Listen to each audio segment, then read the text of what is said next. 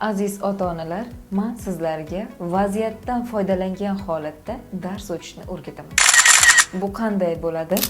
O'sha vaziyat paydo bo'lganda foydalanamiz yoki o'sha vaziyatni sun'iy holatda yaratamiz. Misol uchun, bola rasm chizishni xohlayapti. Unga rasm daftar va guashni beramiz. Kistechkasini bermaymiz.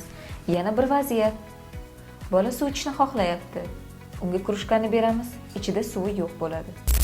Bunda nima ro'y beradi?